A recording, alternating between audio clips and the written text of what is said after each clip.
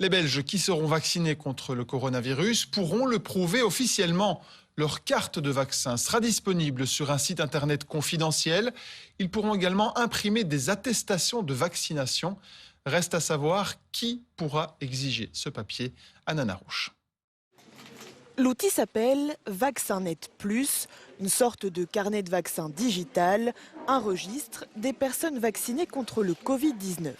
Donc ce sont des données médicales confidentielles qui sont évidemment accessibles à chaque citoyen puisque ce sont ces données de santé et auxquelles il donne accès à ses praticiens de soins de santé, auxquels il a donné accès notamment par exemple par le biais de son dossier médical global.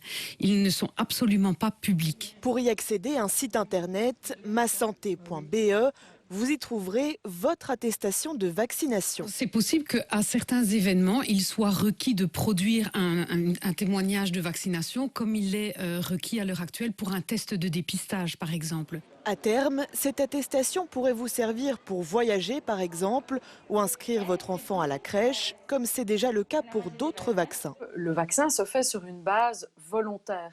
Et dans ce cadre, on ne peut pas attendre, du coup, pour l'instant, que l'on mette des barrières d'entrée ou des attestations de vaccination comme barrière d'entrée ou comme clé d'accès à certaines structures collectives. L'Agence fédérale du médicament aura accès à vos données de manière anonyme pour suivre l'état de la vaccination dans le pays. Mais la protection de ces données pose question. Que la méfiance surgisse n'est pas anormal parce que les gens sont devenus plus attentifs à ce que l'on fait des données aujourd'hui qui ont des implications en termes commerciaux tout à fait considérables et des implications potentielles en termes de surveillance de la population qui sont tout aussi considérables. Enfin, côté pratique, seul le médecin qui administre le vaccin pourra inscrire son patient dans le registre.